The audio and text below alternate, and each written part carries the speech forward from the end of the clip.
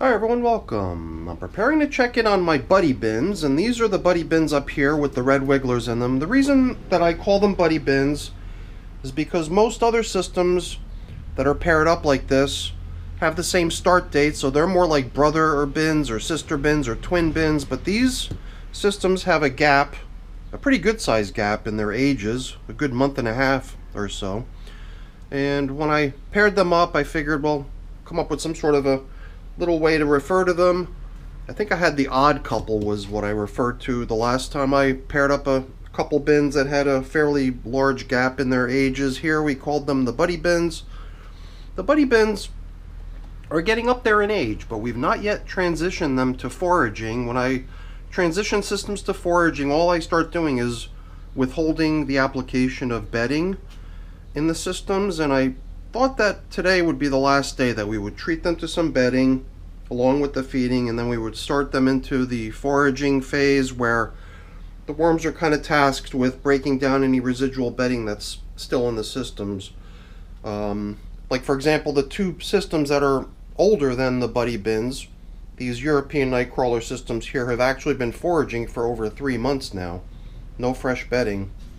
So it is about time that we got these little guys over here into that phase of their life cycle, start steering them towards completion, and that's the game plan. So I'm going to get a glove on, get these systems up on the bench, and we're going to get to feeding them last time with bedding, and then we start foraging. Let's get to work.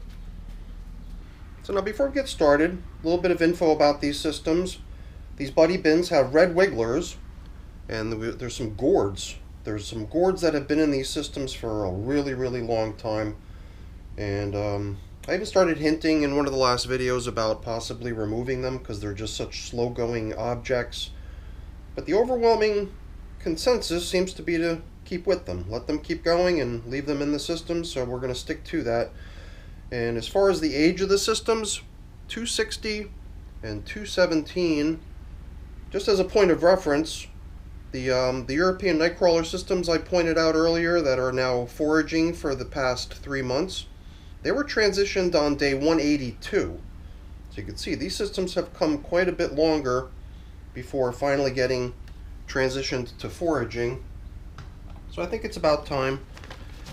And the application of bedding that they're getting today is going to be not my prepared bedding, which includes leaves. It's going to be And my prepared bedding also is prepared with moisture. This bedding is going to be just the paper and cardboard, no leaves, no moisture. Because a lot of times one of my main objectives for foraging is to see the worms work down all the leaf stems.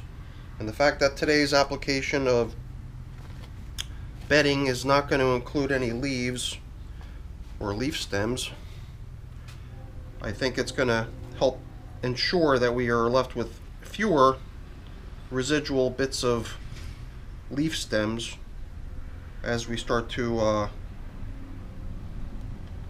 get closer and closer to the point where we would want to start considering harvesting the systems.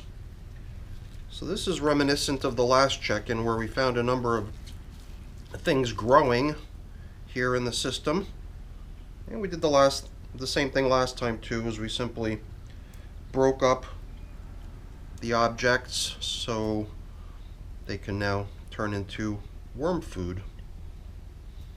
Alright, so let's excavate the feeding zone from last time. We gave them a nice assortment last time. I think it was a bunch of like carrot peels. It was not only the regular orange carrots, but the white carrots, the parsnips. I think that's what we fed them last time. And what they're getting today is, it's pretty heavy. There's a whole bunch of potato peel in here, but hiding underneath the potato peel, you can see a little glimpse of the watermelon rinds, so should be a nice feeding for them. So we're probably going to encounter what we usually do when we empty out these chunks of gourd. There's always a whole bunch of worm castings stuck inside of each one. And like I said earlier, I do always empty them out, mainly out of curiosity to see what's going on inside of them. But the worms always like to crawl right back into them and then load them up with their castings.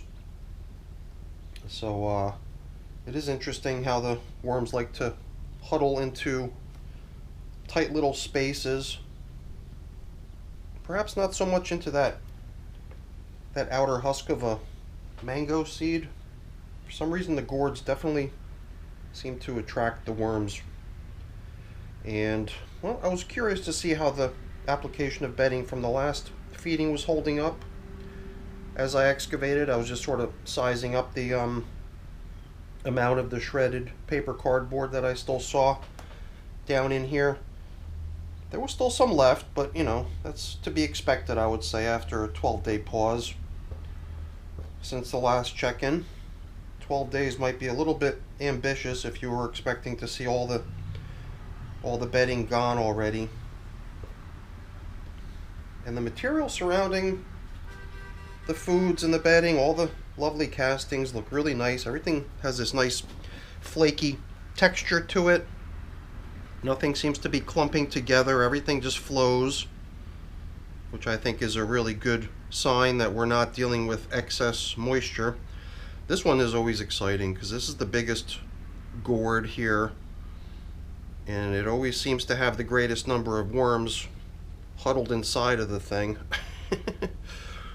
So last time when we evicted the worms hanging out inside the thing, there were many more than that right there. So perhaps last time we somehow managed to pile a bunch of food right on top of the gourd, and maybe that's the reason why the gourd was so loaded with worms last time. This time didn't seem like we had quite as many worms hanging out inside the gourd, so this is just the piece that chipped off from here. I think I had to use my pocket knife to be able to chip that piece of material off, because this gourd is tough. And I'm actually surprised each time I'm able to squeeze it a little bit and hear it cracking. So that is a good sign that it's actually making some progress. Alright, so I definitely like the way the material in both of these bins feels. Nice and loose and crumbly, free-flowing stuff. But I think we're ready to proceed to giving them their meal. So, like we usually do, we're just going to return all these vacated gourd fragments right back down underneath where the feeding's going to get applied. And I do like to kind of aim the opening, the cavity, upwards on the gourds, so that the worms and everything ends up in them. Just kind of makes for a little bit of a more interesting check-in the following time when you come back in to see how things are progressing. So we'll try to do the same thing here too with this husk of a mango seed. Aim it upwards so that worms can hang out within the opening. Alright, looking good, looking good. So here's the dry bedding that they're getting, and like I said, this is going to become the official start of foraging, so this will be the final application of bedding that these systems receive. I did kind of hope that the moisture content of the foods that they're getting today is going to be adequate to offset the dry bedding that's going in. Hopefully it is. I mean, even the potato peels are getting soft and damp just from the thawing process. Almost everything, once it comes out of the freezer and begins to thaw, just turns to mush, and its moisture content starts to come out of the fruit or vegetable matter. And I think that the watermelon is going to be a perfect thing for that. I think the watermelon is going to definitely dump out a good bit of moisture as it thaws.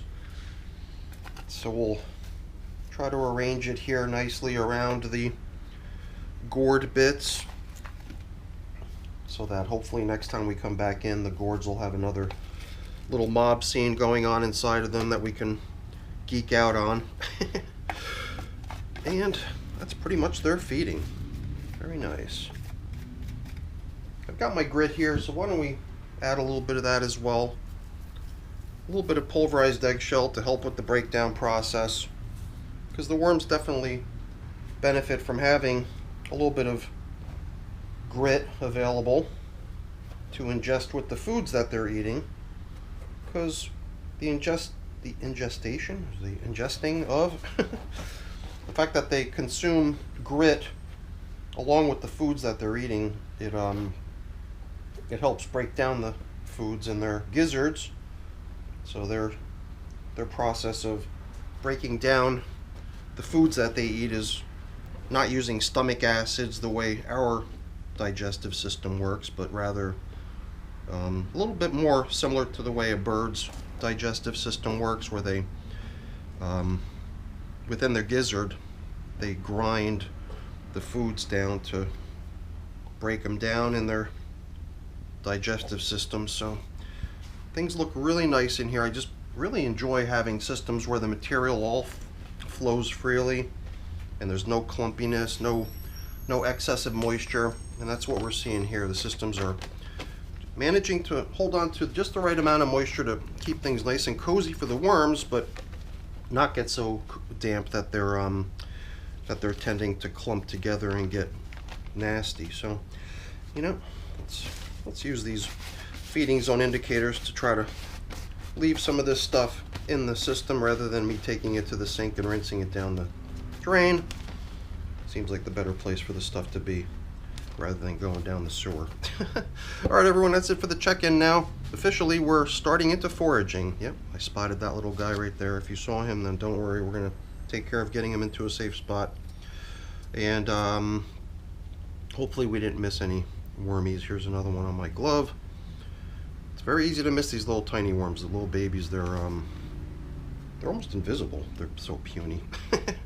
So, into foraging we go. We'll see how long it takes before we decide it's time to start migrating them out of their material. And I guess it's really going to be a matter of how long the bedding remains. Give them a chance to forage for a while. Don't know if it's going to take 3 months like in the European nightcrawler systems. I think those systems are probably ready for migration soon too. Alright everyone, that's it for the video. Hopefully you enjoyed it. If you did, as always, please don't forget to leave me a quick thumbs up before you go. That's always really appreciated. And if you haven't done so already, please also consider subscribing to the channel. That's very much appreciated as well. Alright everyone, thanks for watching. Have a great day. Bye now.